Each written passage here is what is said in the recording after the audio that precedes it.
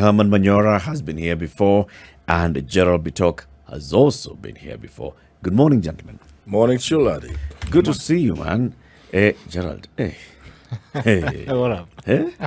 Umepata nomination? Bado labda Manyora, unajua Manyora ndiye anapeana nominations. Ndio system, deep state. So he's the one who is dishing out.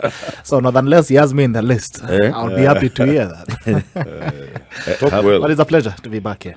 He should talk to you well. Yeah, talk well. Yeah? And this is what we are talking about, state capture. I have to talk to Manyora well to get a nomination. Hey, right off the blocks.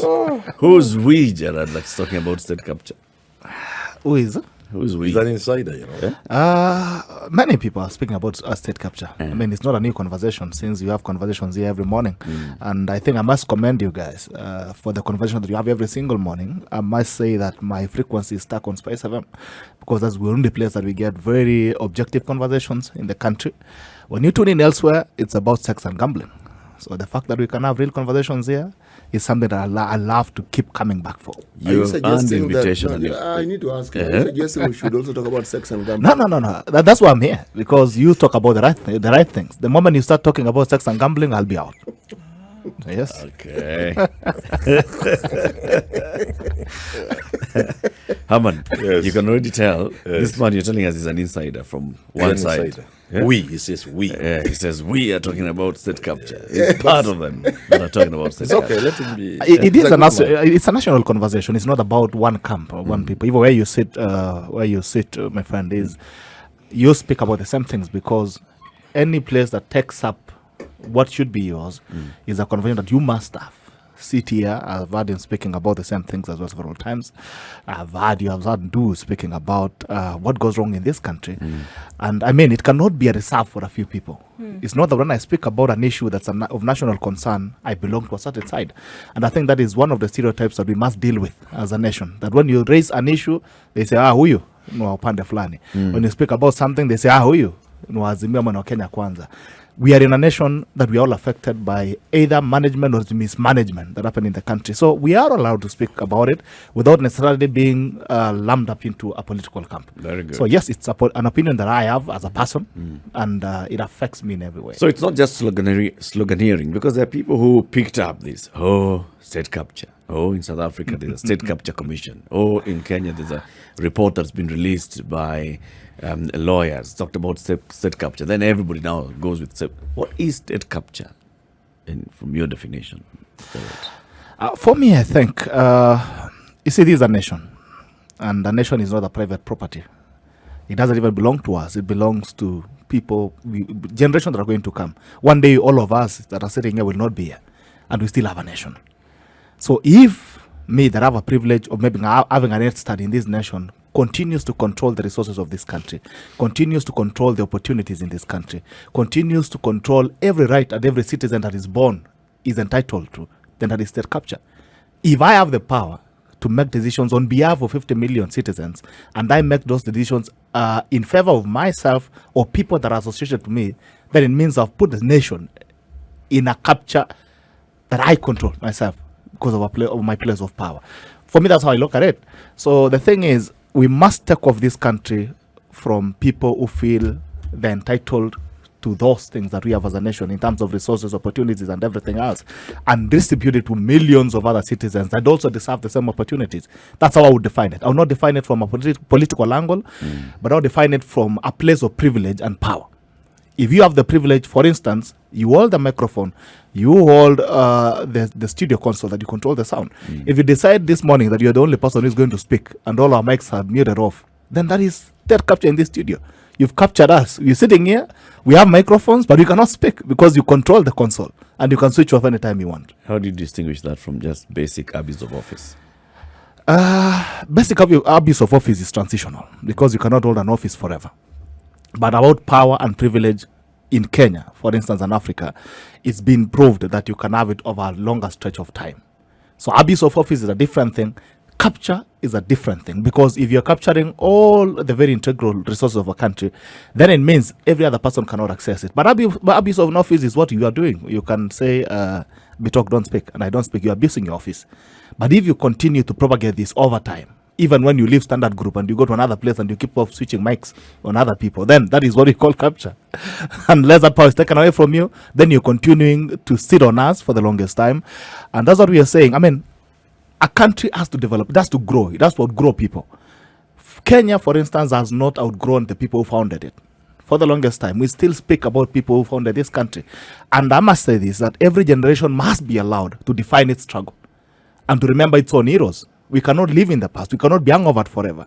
And we cannot leave power in the people who founded the nation. We must take power to other people. The more we distribute this power, I can tell you, the more the beautiful nation that we will have. But as long as we're still paying homage to people that we say, oh, the founding mother Ndu, the founding father, this guy, and now we are bowing before you for 50 years, that is something that we must deal with. Are you aware that what you're saying, much as it sounds really true, is the narrative that all would-be, wannabe, might have been liberators have always said? And then they proceeded to do the very thing that they castigated those they were castigating against. History bears witness to this. Think of any country that you want to think of. Think of any liberation that you want to think of. And ask yourself what happened to the liberators when they now supposedly liberated their countries and got into power. What is history? History is something that you've lived. You cannot speak about history that you've not lived. So we must give each generation an opportunity to live and define its own history. You cannot hold us hostage to a generation of maybe octogenarians who've made their own mistakes or did the right things, and then you want us to pay that price. I cannot pay Manyora's price. We've grown up in totally different generations. There are things he did right, there are things he did wrong, and I cannot be a victim of his mistakes. You must give us an opportunity to define our own history. Whether we fail or we win, it's our right as a generation to define our own history. We've seen several times and I've continued to be a critic of this. But you cannot tell us that a generation has done all the wrong things. There are things that were done right. We appreciate what people did in the struggles. Look at Momo, for instance, fighting for freedom, kicking out the white man. They did their own job. We had home guards as well who betrayed the cause. But do we say that we lump all of us in the camp of home guards and say, okay, the home guards failed, so all of us failed? Look at the people who vote for multi-party democracy. They did the right things. There are people who did the wrong thing. They went into bed with the governments of the day. But we cannot blame them entirely on that. But what we are saying is, we cannot use our generational moment as a young generation to reward people who fought a past cause. We must be given an opportunity as well to do the right things and make our own mistakes. And we must allow, even when the time comes for me to exit as a generation and give it to my children. I cannot tell my children or the children of Ndu city, of course, the children of Manyora could be my age. We cannot tell that generation that you must reward us in your head. And that's why I have a problem with this thing, that we fought for multi-party democracy. We went for Sabasaba to Likula tear gas. That was your struggle. We have a different struggle right now, and we must be allowed to entirely define it without using it as a reward scheme for people who imagine that they're entitled for a struggle that they fought. So this is our moment. Let us live our moment. Let us define our struggles. Let us define our history. Whether we fail or not, or we win, it is our moment. So let us live. There's something that I'd like you to help me understand. Yes. The struggles, the definitions, and the culminations of these struggles. Tell me the struggles you know of that were given to people. They're handed to them, saying, it's your time now, take it. You've waited long enough, and we've been in this thing long enough, now it's your turn. Have it. Where has it been given to people? Here's the thing. We must understand how, first of all, we founded this nation. Where are the men who fought in the forest? Kenyatta, for instance, was never in any forest. He was in the UK, having coffee and tea on the balconies of London. The men who fought in the forest today have died homeless. Talk about Dedan Kimathi. The other day, the widow died. I mean, with almost no land, while they were fighting for land in the forest. This system must continue to reward the wrong people. The founding of this country in itself, they said, oh, this gentleman was in the UK, he was agitating for democracy. But the people who poured blood, who died for this struggle, were never rewarded. We're speaking about squatters who are freedom fighters. Go to Nyeri today. Speak to the people of Nyeri. The Momo fighters today are squatters in their own country while they were sitting in the forest fighting for the same land. So if you ask me, sir, we handed over the benefits of freedom to the wrong people. Right? Look at it right now. We're having a conversation and saying, Raila comes out and says, unajua mimi nimepigana vita mingi, nilifungwa miaka mingi, I was fighting for this and that. But the question is, We are a generation, the generation that we're having right now will never understand these stories that you tell them.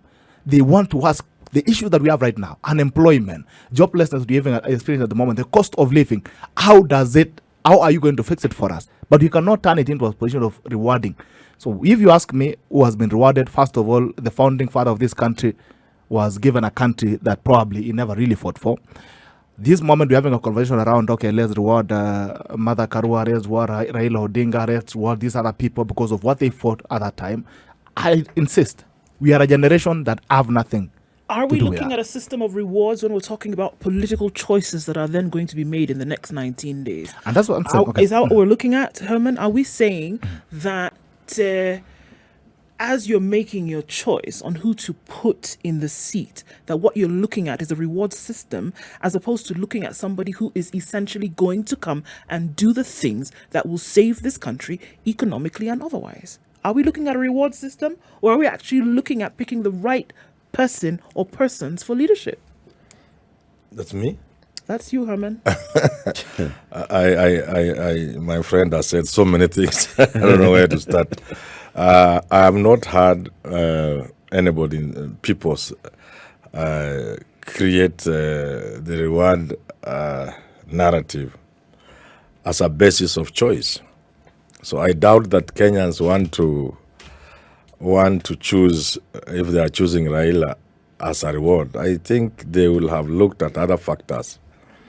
If the role he has played in the struggle for what we have today is part of the things they are considering, that you can't deny Kenyans that right to, because you'll be ticking many boxes. When you are looking for somebody, there are many boxes you tick. If one of those boxes is what Raila and Karua have done for this country, there will be nothing wrong with that. Allow me to something like he says, which is correct, that we need to distribute power. That it cannot be that only one category of Kenyans get. And I think that's a nice conversation for this country. And the best place to start before we move from certain families and create other families, maybe we'll need to start by moving from certain tribes that have dominated that power, because we have had Kikuyu, Kalenjin, Kikuyu, now we want to go to Kalenjin. That's where to start if you want to distribute power. Because at the end of the day, something of that nature is not sustainable, and it has brought many nations down. If you make people of a country feel they will never, ever, through democratic means, ascend to power, to have a sense of belonging and ownership, then you are creating trouble for yourself. I think I think these are dangerous narratives as we peddle them. And even at the most basic level, you are saying there are certain families. What you are saying, let's move from one set of oligarchs to another set of oligarchs. Because I always find the conversation to be a little stupid. Because then you are saying we have a problem with Uhuru because his father was a president. What happens to Nick Ruto? I see looks a very political chap. What happens to Nick Ruto when next time he wants to run for president? Shall we deny him because his father was one time deputy president, even wanted to be president, or even became president? That is not how it's done anywhere in the world. So maybe allow me. So shall we deny him because he's Kalenjin and Kalenjins have had the position before? That we can do because we are looking at a bigger picture of the nation. What is not sustainable, really. Before we come to that one, we must start with the bigger one that can destroy a country, This Kikuyu, Kalenjin, it can destroy the country. It has destroyed many countries, that, when people feel, including Rwanda here, that there's no other way that anybody else can get the leadership of a country, then they resort to bad things that can destroy a country. I think we need to start there.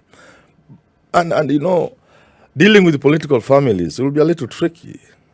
There are many countries that have political families: Botswana, America, Bangladesh, India, Pakistan, Sri Lanka. That is a difficult story to deal with, because by the very nature of politics, it's about people coming forward to get power. And somebody asked you, is it you or somebody asked you where is it that people have been given? Is you asked? Yes.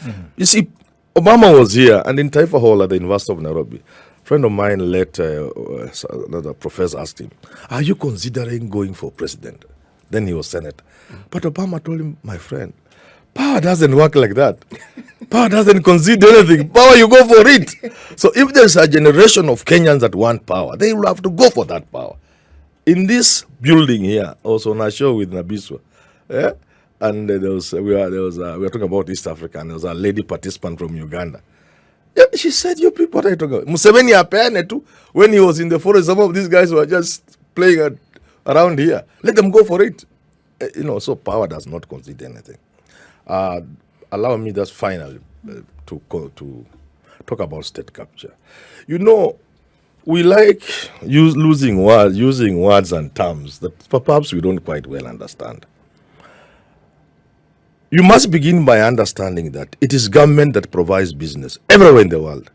If you have not done business with government, then you have not done business. Big business is from government. Okay? Now, it so happens that there will be cartels, there will be influential lobby groups, so that they are favored by government in terms of business. Now, there are countries where these cartels or these groups are so powerful, like in South Africa.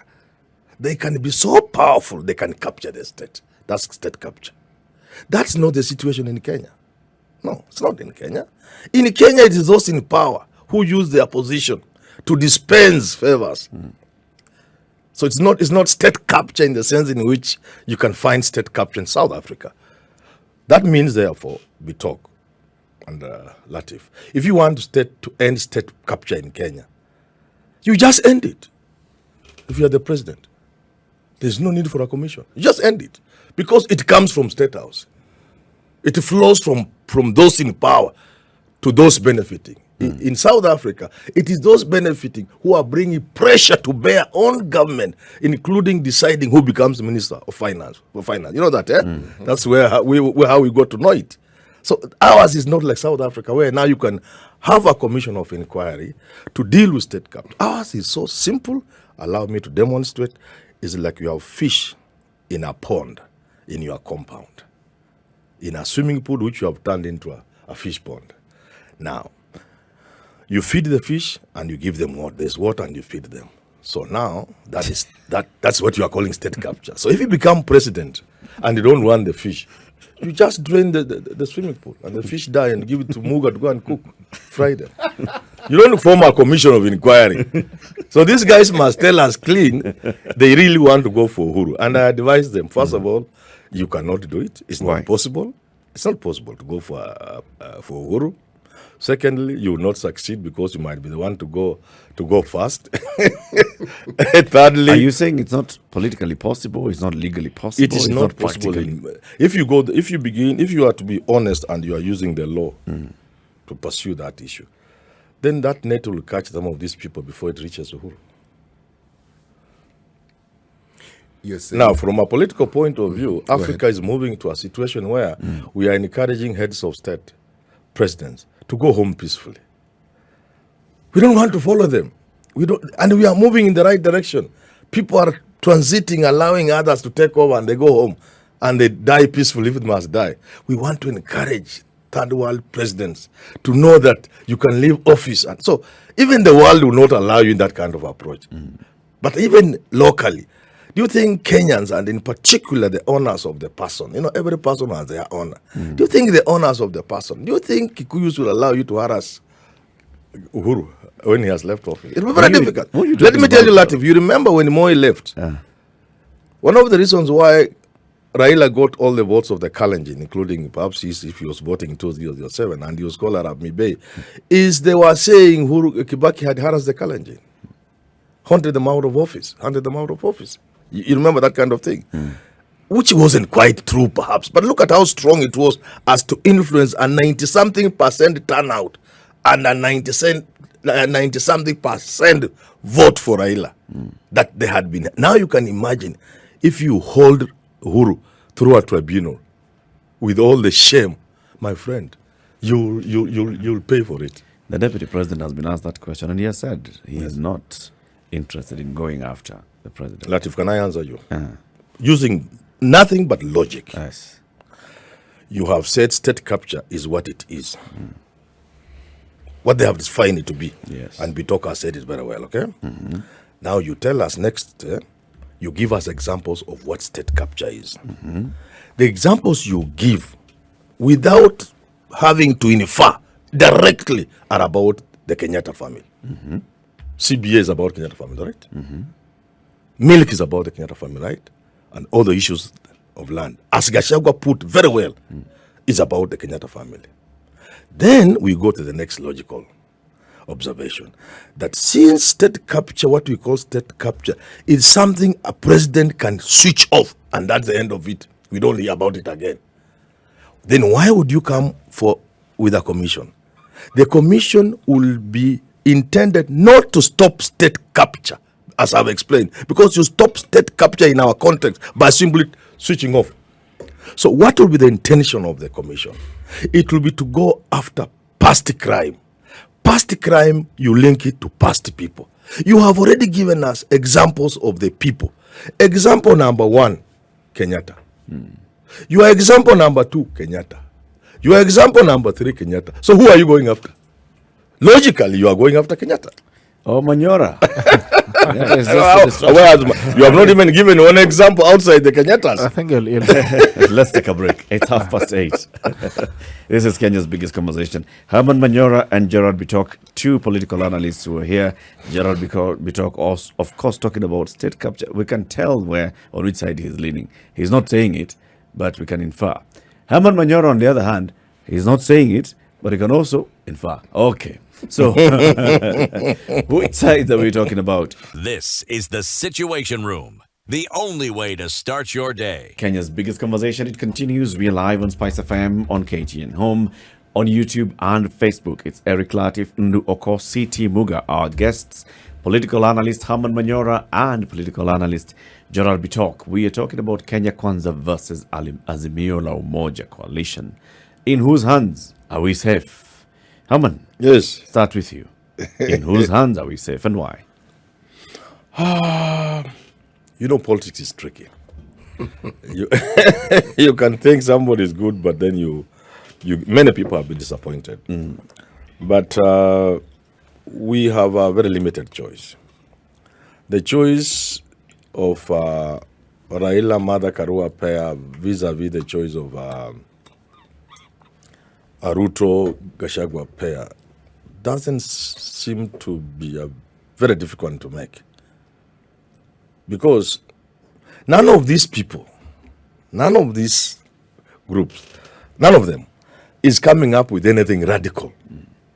Nothing. They're just saying about the same things. The manifesto about the same things. There's none of them is touching the sensitive areas I would if I was going for presidency. I would disappoint many people. I will come up with very radical suggestions and changes. None of them. So what are we left with, Muga, really? They're talking about the same things. We are left by just looking at the person. We look at Ruto, we look at Raila, we look at Gachagua, we look at Mother. Not how beautiful or ugly they look, no. In terms of, do they have some record I can look at? Unatoa file ya Raila, unasoma kidogo, unatoa ya Mother Karua, unatoa ya Ruto. The choice is very simple. It will have to be Raila Mother. I observe with interest. Is that as simple as that? Herman, that the other 2 candidates who are on the ballot currently, you have eliminated. You have not even bothered to give them a mention. And one of them talked to me very badly yesterday. He told me I'm underrating him. But you see, my work is to talk about things as I see them. Yes. And if I don't see Ojakoya getting the 6 million votes he's talking about, I have to say it like that. But doesn't mean I'm right always. I could be wrong. And I think we all know that we are talking about Raila and Ruto. The others are good people. We even love them. But they don't stand a chance for now. But you see, the world is full of miracles. A miracle could happen today, and one of them could be president. But we are talking outside miracle. Just about what is normal and obvious, that this war is between Raila and Ruto. And we are saying we have nothing else to go for. But what we know about these guys. So what defines that position is what does define that position? That there would be support from the country for these two individuals, which according to you are the ones who stand a chance today. Yes. Is it by virtue of the support that is being given to them by Kenyans at large today? Or is it because Kenyans right now feel that in the hands of these two individuals, there is an element of safety then that can be trusted? That's what I'm talking about. Who can you trust? Who can you give the president of this country between Raila and Ruto, and you go home and sleep comfortably, knowing that your country is safe, that your children will be safe, that there will be a country tomorrow? I think it's a no-brainer. Any sensible person, unless their thinking and choice is shrouded by the things that make us determine who to vote for. You know, if assuming we had a homogeneous society, that all of us were Kalenjin, and Raila was Kalenjin, and that's the best way to look at it. Let's say all of us in this country were Kalenjin, and Raila was Kalenjin, Arab Mibey, and then there was Kalenjin Ruto. Will there be a choice? Could we be having a contest in this country? There will be no contest. Every one of us would have known this Raila would be giving the job. So you look at it that way and you see how simple it becomes. Gerald. All right, two things. Before even I get to that, is what Manyora has insinuated in the first comment that he made, that African leaders in third world countries should know that they can do anything with leadership and go scot-free and retire. I disagree with that, and that's why I have a problem with the generation of Manyora who are still hangovered with those reward schemes of the past. We are in a generation where we demand accountability. In South Africa, they're speaking, Zuma has been in jail, and that country has not collapsed. It's still moving on. So we must get out this idea that former presidents or presidents are small gods that we must worship entirely into eternity, and tell them that you can plunder the country, you can do injustice. When you retire, we'll honor you and we'll leave you to retire. Secondly, I don't know what obsession my friend Manyora has with Kalenjins, because he has first called me a Kalenjin, now he's spoken about the Kalenjin tribe. Maybe he needs to move away from that tribal angle of things. Speaking about in whose hands we are safe, I want to agree with him that politicians are some of the very interesting crops. The person you see today could not be the person that you see tomorrow. I was having a conversation with some residents of Kithurai yesterday, and they were talking about this MCA candidate who, during elections in 2017, he could literally come, are you guys asleep? You feeling well? You okay? Melala vizuri mulikula? And aombe asubuhi, guys, good morning. I pray for you. May God bless you. Today, they want to kick him out because he has become the worst crop of a leader that they expected him to be. Coming to in whose hands we are safe, I want to agree with him that we can never look at the individuals. I disagree with him. He's telling us that we need to feel we are safe because we are looking at the way Ndu looks like or Eli Latif looks like, and they're like, okay, fine. The way I look at you and do looks like we'll be safe in your hands. We must look at the agenda that you have for this nation. And that is what the problem we have. We must interrogate the agendas and the manifesto that these guys have. What do you want to do for us? We must stop looking at individuals and saying, okay, this is how you look like and we might be able to be favorable in your hands. If you ask me, these politicians have been in the landscape for the longest time. The same thing that Manyora is preaching this morning, they preached it in 2013. The question of choices have consequences. You remember Uhuru Kenyatta and William Ruto, and they were saying that you cannot elect criminals. You cannot elect criminals to run a country. Choices have consequences. We went ahead and we elected those people. Today, Manyora stands in and supports Uhuru Kenyatta, that he said at that time that choices have consequences. Look at it. When you look at Manyora, for instance, he is a complete evidence of the evolution of politicians in this country. The person that told us in 2013 that choices have consequences is supporting him today. And that is why I find the problem with this dishonesty and hypocrisy in a way he tries to look at Kenyan politics. So if we move away our Kenyan leadership and politics from individuals, don't look at the personalities. Look at what? Let's move to the issues. And that is the mediocrity that we have in this country. The issues that being you want to promised tell by us, that person. let's look at the issues. What are these people telling us they're going to do? Manyora has not taken even a second to interrogate the manifesto of Raila Odinga and Martha Karua. He has simply told us, look at these two people, ladies and gentlemen, how do they look like? Ni Baba na Mama, oh, good. Baba na Mama, you are safe in your hands. He's not telling us what agendas and plans he has for this country. They have for this country. So if you ask me and my generation, which Manyora doesn't speak for, and that is the biggest, the majority that's going to vote this time, this is what we are saying. What do you want to do for us? We are unemployed. What do you want to do to ensure that we have employment? We have a problem with the cost of living. What are you going to do to ensure that we can live at an affordable rate? Get 2,000. If I give you 10,000 right now, Eric Latif, to go to Somalia nearest, you'll come back with a small bag. That is the questions we are asking. And that's what I'm telling you. We are having this argument with totally different people. Gerald. These guys focused on how these guys look like. We are focused about the issue. Must I be young to be able to talk about youth issues? No, the issue is this is what you are saying. If you're not speaking our language, whether if you are old or young, even if I have a young person who is not speaking my language, I have a problem with it. And what I'm saying, if Manyora wants us to have this conversation in whose hands we are saving, let him tell us the agenda that Martha Karua has and Barbara Raila Odinga. Let's also interrogate what William Ruto has. And this is what we are saying. We have one struggle right now.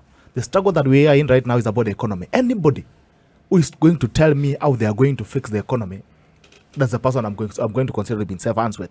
If it is Raila Odinga who is going to convince me that there's a way he's going to turn around the economy of this country, I'm going to vote for that place. If Raila Odinga or William Ruto is going to tell me how the young people that are coming out of university are going to get employment, I'm going to vote for that ticket. But you cannot tell me, look at this guy, how handsome does it look like? Or how... But Gerald, does it look like? both forget about what Manyora is saying.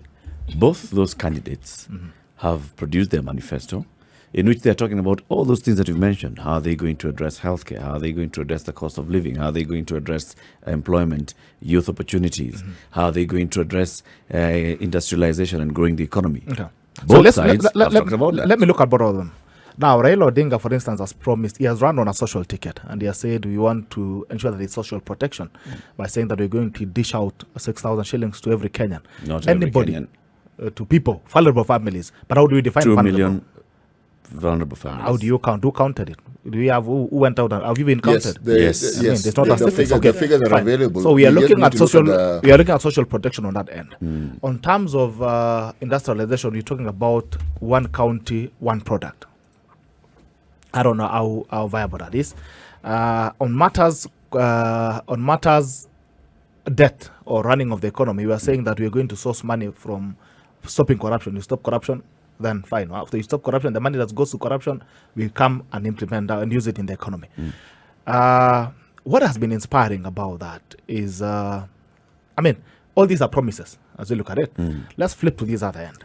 This other gentleman, William Ruto, is speaking about bottom-up economics, getting sure that the money comes from taking back the resources to the people and ensuring that the people at the bottom can build up wealth and bring it up.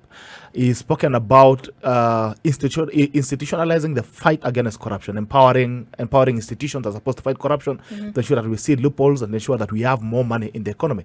He's spoken about the negotiating debt and all that.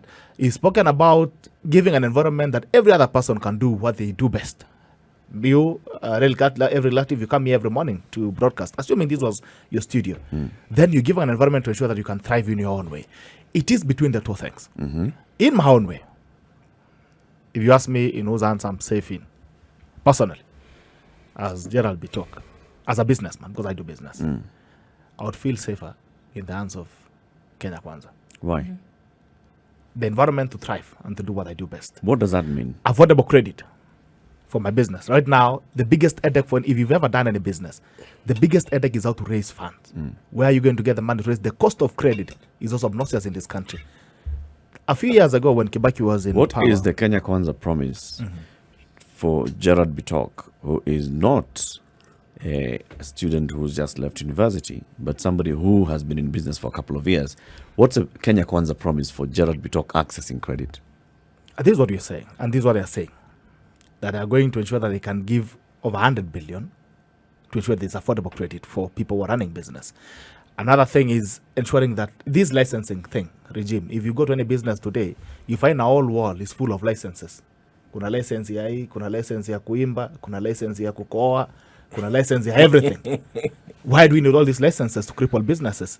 And people who are startup businesses, how can they ensure that they can access credit easily? We've seen this today. We had the enterprise fund, we had the youth fund that has been. Fund. I heard you guys discussing the other day. I listened to you. The other day, talking about how money, the ministry claimed to have dispersed money that cannot be traced to anybody. You cannot trace the people who received that money. So this is what we are saying. Let the money go to the right people so that every Kenyan has an opportunity to be productive. I can tell you, anybody who is talking to you about distribution is a conman. Anybody who is telling you that, we're going to give you this, we're going to give, that's a conman. But is that because we don't have not what the 100 billion is all about also? This is what you're saying. Surely so. This is what we're giving you Who credit. is and who isn't the con person? You're being given credit. But someone is telling you, I'll be giving you free money every month. There's nothing in this country to give for free. We need someone who can bake more cake. We don't have a cake anymore. We don't even have ugali. But Gerald, Yes. the people who are targeted have already been targeted. The vulnerable in this country were mapped out, counted, determined a long time ago. And even as we speak, the money doesn't get to them, but the plan has been in place for the longest time. This 6,000 you keep hearing about, it's called universal basic income. It's not something we're experimenting with. It's been done before.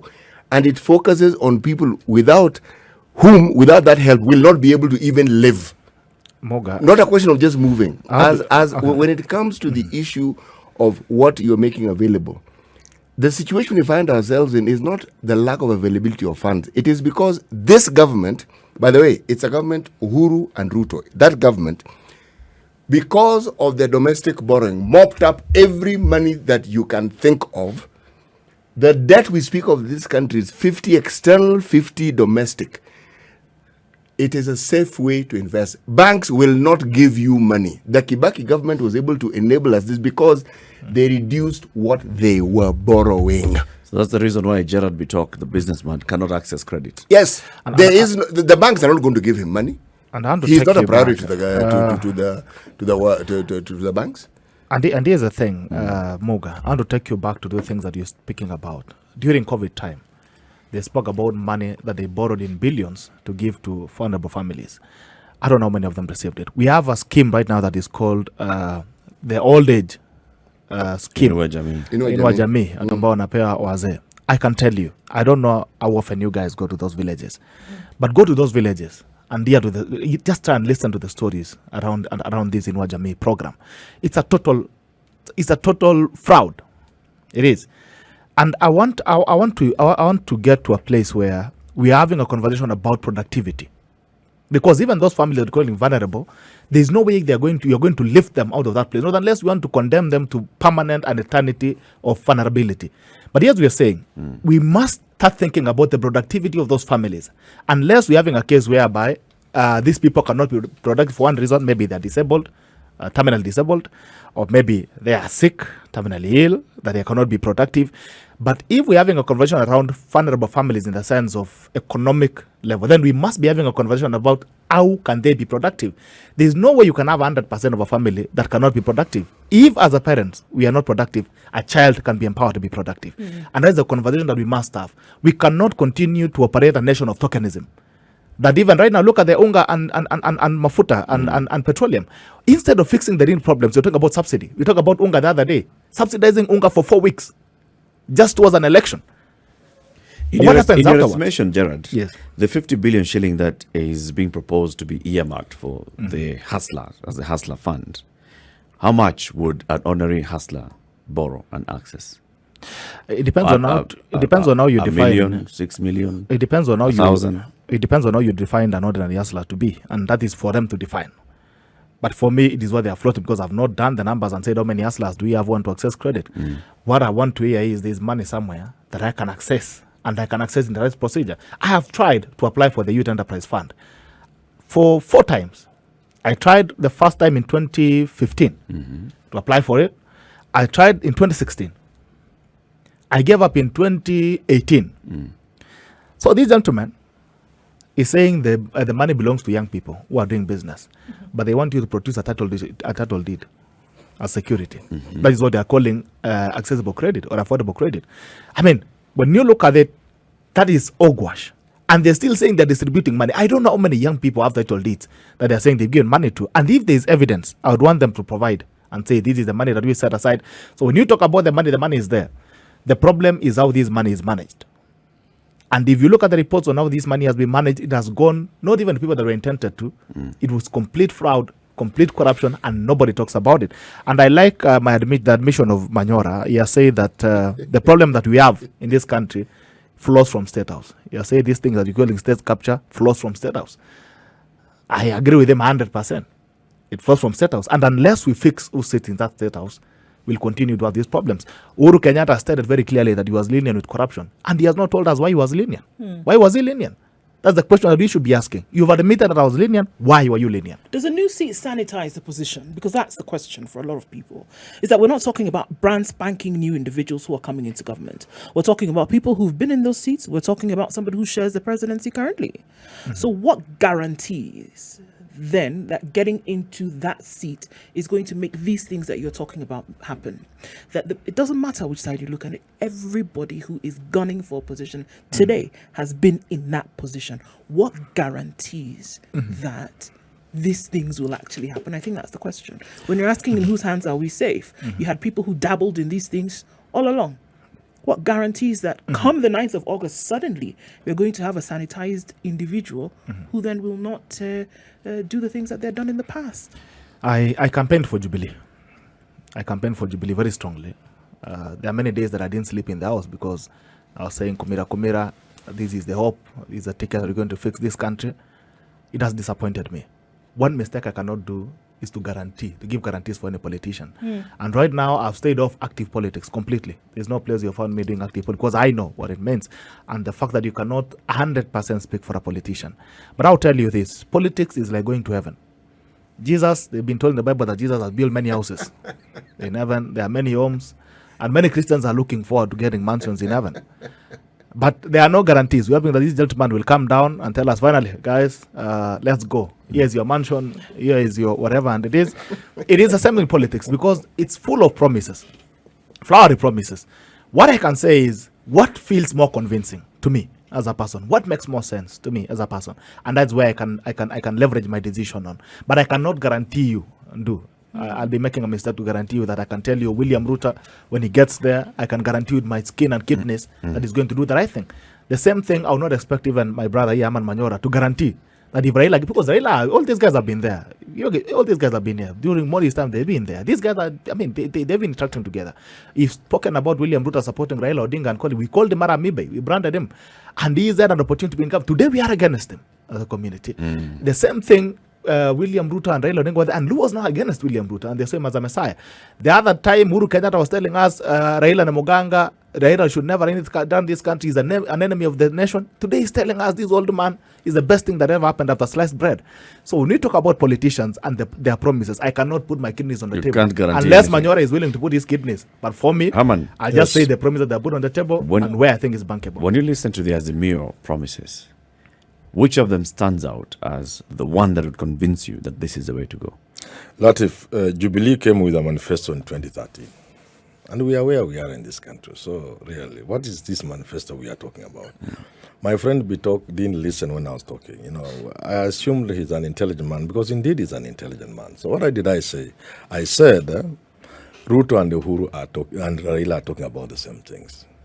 So forget about these manifestos. They are talking about the same things. Secondly, none of them is coming with any radical proposal that we can look at so that when Trump comes to campaign, he's talking about moving America from certain treaties that are keeping America in bondage, reassessing their contribution to NATO, those kind of radical departures. No, none of these people is saying. And I'm going to give you an example in a minute. So that's why I said BITOK and Latif and Ndu and CT that we are only left with a choice of looking at the person. The second reason why we are looking at the person is, however wonderful the promises are, however beautiful the ideas are, however revolutionary they may be, and of course they are not, unless you deal with issues of character, of the content of the person, issues of corruption, none of those things will work if corruption thrives. So again, that is taking us back to the individual.